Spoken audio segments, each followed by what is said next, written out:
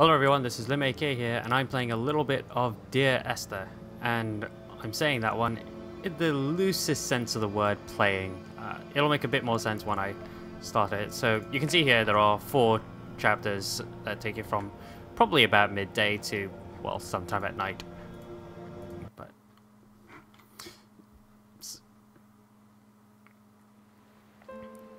Dear Esther, I sometimes feel as if I've given birth to this island. Somewhere between the longitude and latitude, a split opened up, and it beached remotely here.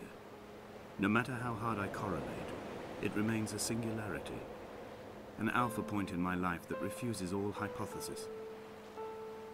I return each time leaving fresh markers that I hope, in the full glare of my hopelessness, will have blossomed into fresh insight in the interim. so this is sort of what I mean by playing in the loosest sense of the word, because this really, I suppose technically it is a game, but there's not really any gameplay to it. This is kind of what you can do. You have WASD that moves you around, and you have the mouse to look around.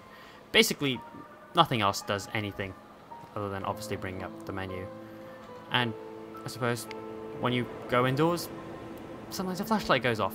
That's kind of it. And this game is really good about doing things like atmosphere, and so there's like a sense of loneliness throughout the entire game, which only is about somewhere between 60 to 90 minutes long depending on how you play it. And you just sort of go through this part, and you know, from the intro it is a linear game as far as I can see. You do go from one area to the next. There is a significant amount to explore if you so choose. So you can see here's a bunch of paint cans. And you know, it sets up quite a lot of interesting things.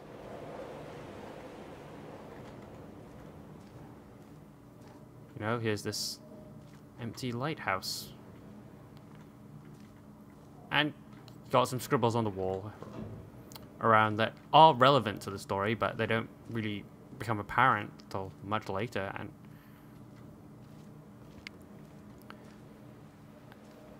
I think like the narration's really good. It changes, like there's some amount of randomness to what is being said. Like those dialogue that happened at the beginning, I have not heard that before despite having actually completed this. And I'm not sure how much is randomized and how much is just, you know, going to be said all the time, but it's... Donnelly reported the legend of the hermit. I'm going to stop talking. A holy man who sought solitude in its most pure form. Allegedly, he rode here from the mainland in a boat without a bottom, so all the creatures of the sea could rise at night to converse with him. How disappointed he must have been with their chatter. Perhaps now, when all that haunts the ocean is the rubbish dumped from the tankers, he'd find more peace. They say he threw his arms wide in a valley on the south side, and the cliff opened up to provide him shelter. They say he died of fever 116 years later. The shepherds left gifts for him at the mouth of the cave, but Donnelly records they never claimed to have seen him. I have visited the cave, and I have left my gifts, but like them, I appear to be an unworthy subject of his solitude.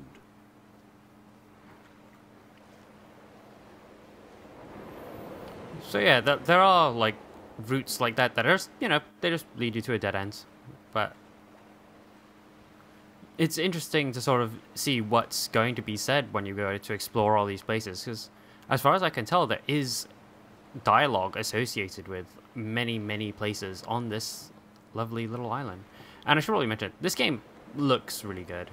I mean, obviously not technically the most impressive. I believe Dear Esther started off as a Half-Life 2 mod, and has been since made into a full game with help of the Indie Fund, who I might as well plug. When you were born, your mother told me, a hush fell over the delivery room. A great red birthmark covered the left side of your face. No one knew what to say, so you cried to fill the vacuum. I always admired you for that you cried to fill whatever vacuum you found. I began to manufacture vacuums, just to enable you to deploy your talent. The birthmark faded by the time you were 6 and had gone completely by the time we met, but your fascination with the empty and its cure remained.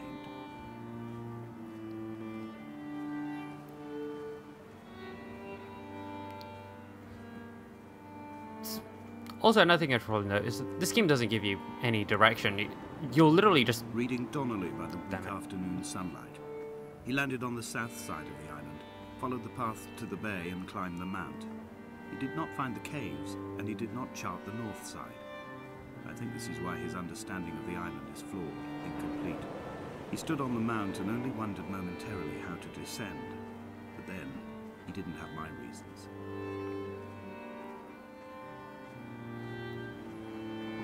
Yeah, there's no real sense of direction. I mean, you probably guessed that I'm probably supposed to head roughly in that direction there with the giant blinking light, but the game starts with you on just outside that lighthouse, and when someone had died or was dying, or was so ill they gave up what little hope they could sacrifice, they cut parallel lines into the cliff, exposing the white chalk beneath.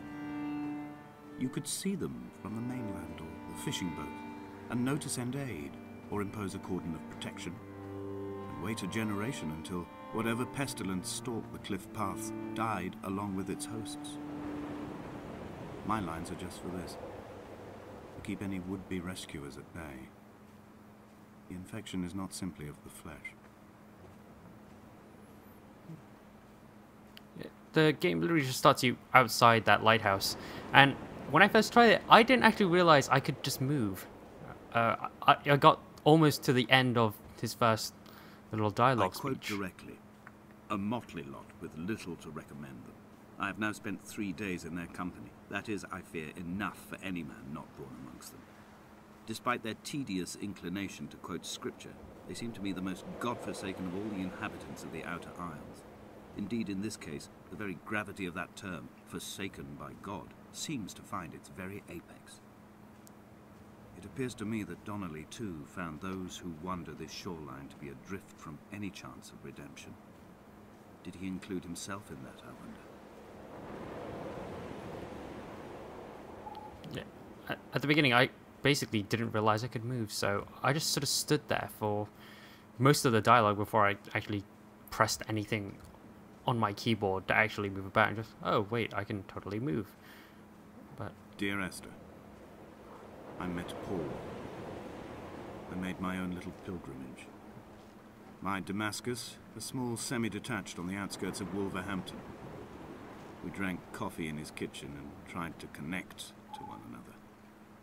Although he knew I hadn't come in search of an apology, reason or retribution, he still spiraled in panic, thrown high and lucid by his own dented bonnet. Responsibility had made him old. Like us, he'd already passed beyond any conceivable boundary of life. I would leave you presents outside your retreat, in this interim space between cliff and beach.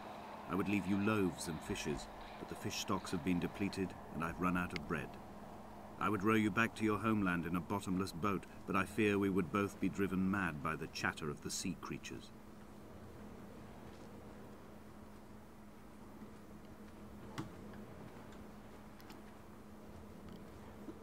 more of these drawings pop up later in it, but it's still fascinating to just explore parts of this island, just see what's scattered about, because this has been expertly crafted. Everything is really here for a reason, and the narrative itself is really thought-provoking, if not slightly miserable and kind of depressing, which the music obviously helps to reinforce. This is obviously not a happy tale.